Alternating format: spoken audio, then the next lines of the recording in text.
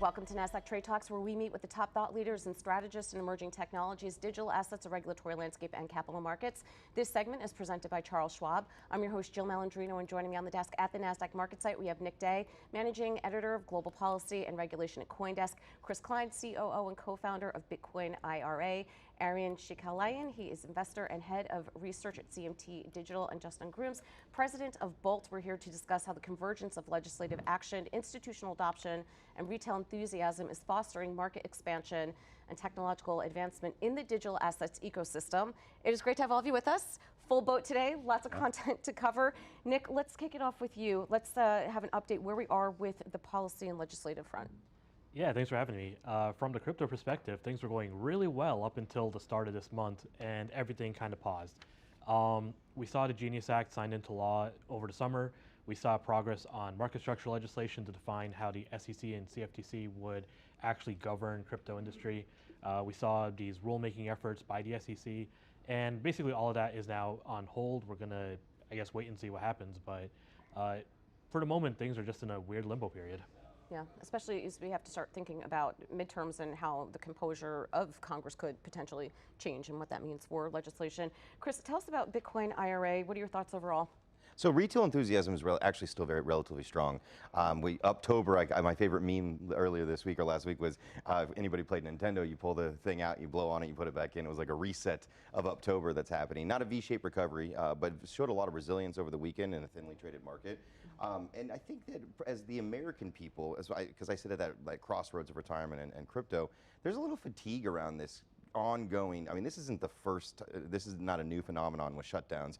Clinton, we even had one back then. There was a big joke where he was answering the phones at the White House. So this isn't new. And I feel like there's something brewing amongst really crypto, especially retail. This isn't a red versus blue game. This has really become an orange versus green game.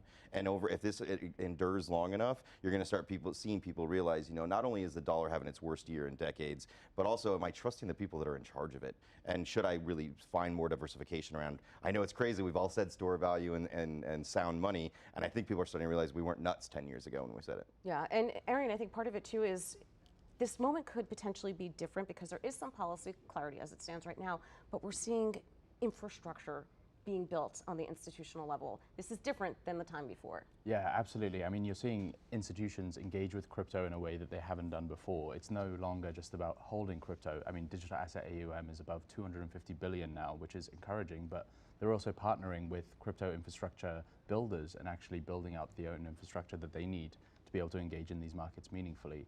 I mean, we saw a portfolio company, Superstate, helping Galaxy Digital getting their tokenized equity on chain, and really they're acting as a transfer agent, and in doing so they're merging this on-chain and off-chain world and bringing some composability to these instruments that existed only in off-chain formats before. And I think that opens up a whole new avenue of ways that these institutions can get engaged with the blockchain infrastructure. Yeah, and of course, Justin, part of this ecosystem is the advancement of payments and what that future looks like. Yeah, I think what we're really seeing right now, especially what we're hearing from a lot of folks that accept payments, is trying to understand what does the future mean for them when they're not just accepting dollars from people, when they might even receive mixed baskets of currencies or currency equivalents from consumers or from partners. We're seeing this not only on a B2B side, but on a B2C side of how do we identify individual consumers. We're also seeing from an infrastructure perspective a whole new interest in understanding the digital identity behind the person on the other side. How do we know that the business that we're talking to here is really the business, or the consumer is really the consumer? So what's interesting is there's this drive to have more cooperation between government agencies, people that are interested in, you know, investing in and giving out trusted identities, and the private sector, just at the point where the government is sort of shutting down and not there to cooperate and build that infrastructure. Yeah. Speaking of the shutdown, Nick, I want to go back to that for a moment here. I mean, we're seeing what's happening where IPOs, as an example, have completely halted. It's more of a real-time example, which is why there's this press within the digital asset space to make sure that we can continue this momentum. You know, 3 weeks into a shutdown, and there's a lot of parts in the, let's call it, TradFi capital markets that have, you know, come to a standstill.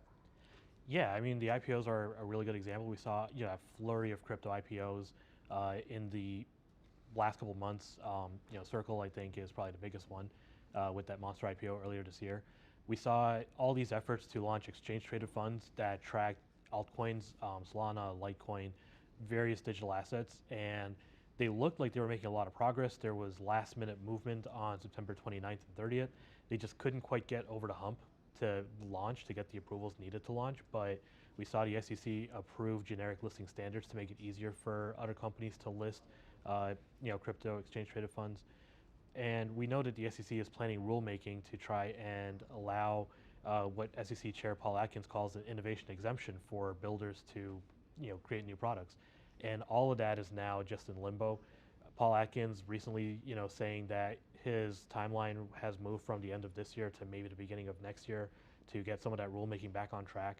And it's unclear whether they have the staffing or not, when things get going, to just let this momentum continue, or if you're going to have to just one by one just rebuild whatever for the IPOs to let those happen, for the exchange traded funds to let those happen, for the rulemaking if they have the attorneys to draft and read through feedback and get that moving.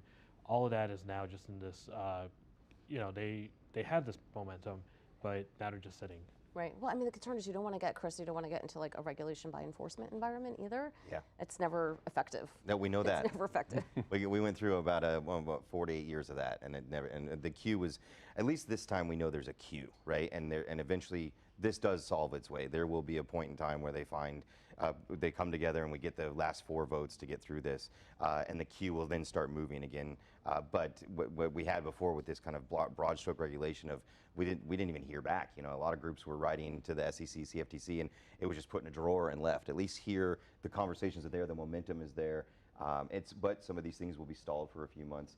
I mean, does anybody know what was the longest standing? How many days did the longest shutdown go?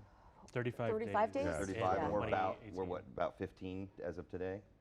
Yeah, exactly. So give it a few more weeks, because they all do want to go home and look at their families in the eye at Thanksgiving and Christmas. Let's not forget that. Politicians are still humans at the end of the day. Yeah. Well, Sometimes. Well, I mean, we're sitting here and we're kind of joking around about it a little bit, but it's so frustrating, Aryan, because we're seeing this infrastructure, being built.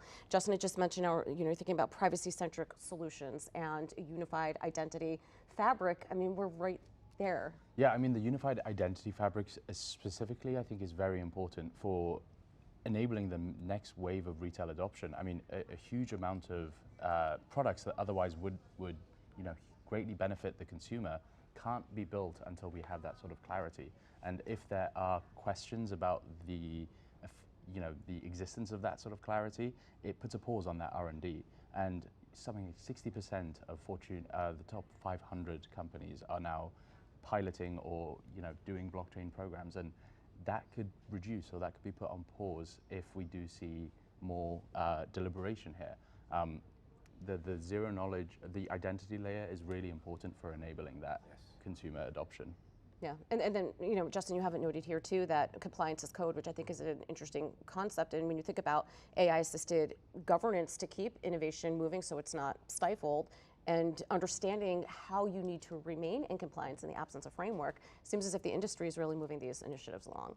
Absolutely, absolutely. We're seeing it with our app that we've recently launched, and 80 million consumers looking at that app. Like, the ability to manage compliance across all of the different crypto domains, the traditional banking domains, the lending domains, the communication, telecommunication domains that we're touching on.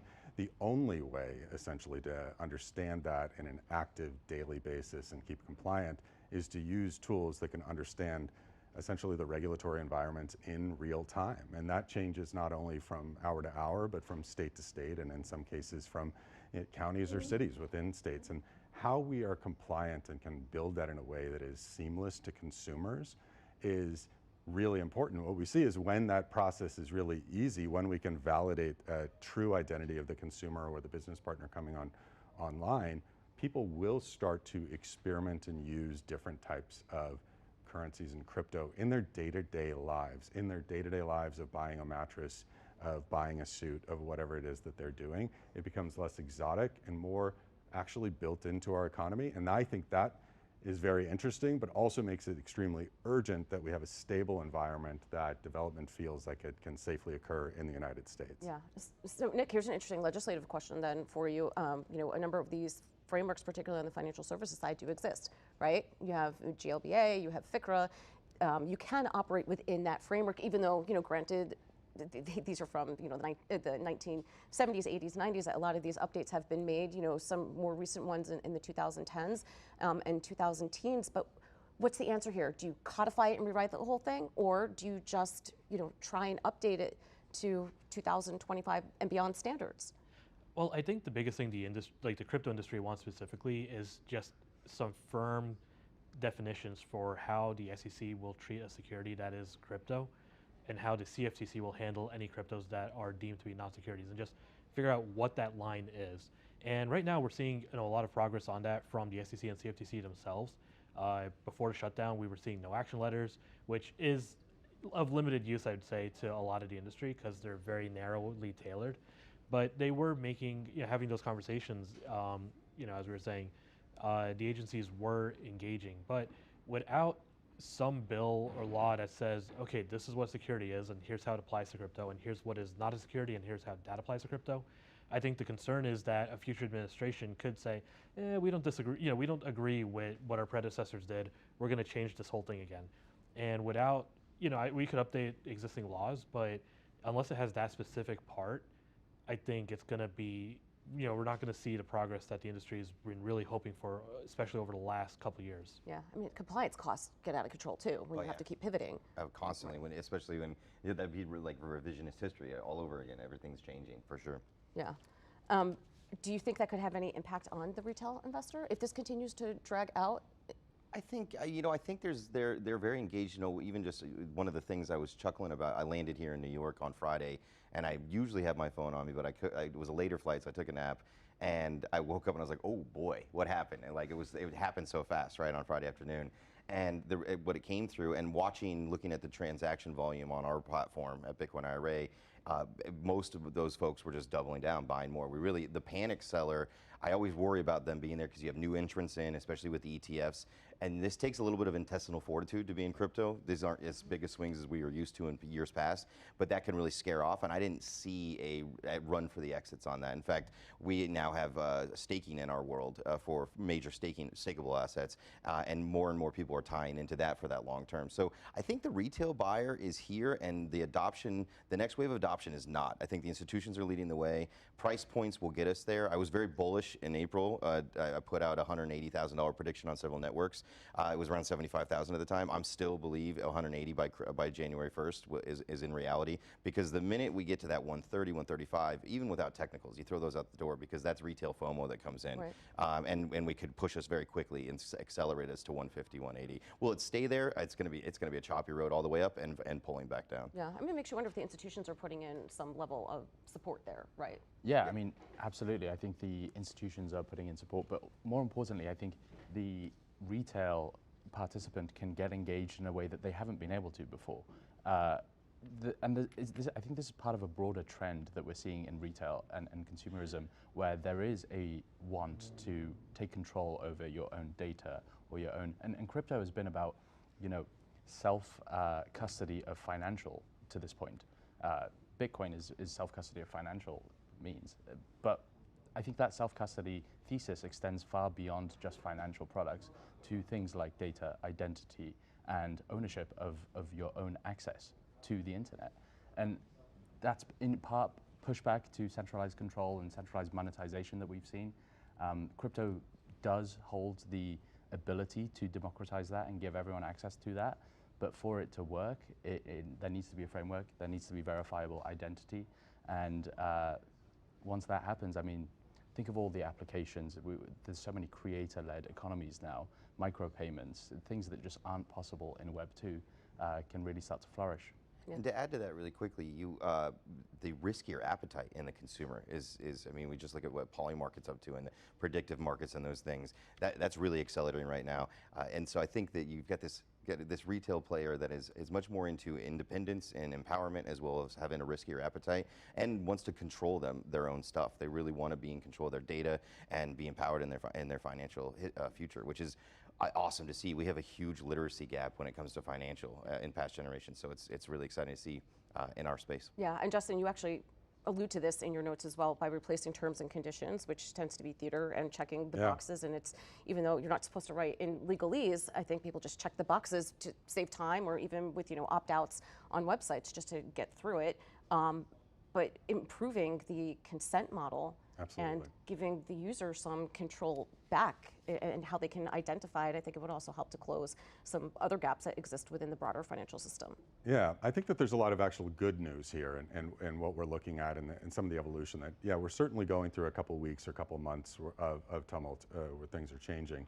But from a go-forward perspective, I think we see moving towards what I would consider to be an inherently American concept of how we engage in business. And this is, believing that individual consumers should have agency over their own identity, a real agency over their own identity, real agency over their own assets, and be allowed to participate in the market to the extent legal, as much and at their own discretion and how they want to. We're coming out of a market actually that I think was hopefully a blip in our past, and that is that identity and custody was not really in our control as individuals.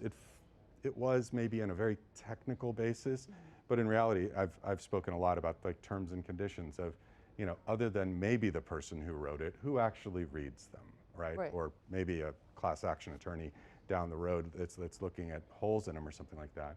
We really need to look at what the good things are about crypto, about digital identity, about identity coming from trusted sources, which means that we can, in a very clear and understandable way, allow people to understand you own your identity, this is where your assets are, and you can move them around in a way that's trusted and verifiable.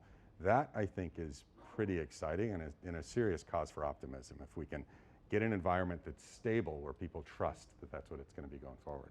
Nick, the cynic in me does say, the digital asset space might be a great place to create the model, right? But you have to remember that data is a commodity here in the US, and models are built off of that. There's not going to be a strong lobby to advocate for more user control for that. I mean, look, we can't even get past Section 230 in just basic content moderation, right? So I'm hoping that the digital asset space, because the ethos of it is around user control, can perhaps be a model as other industries evolve.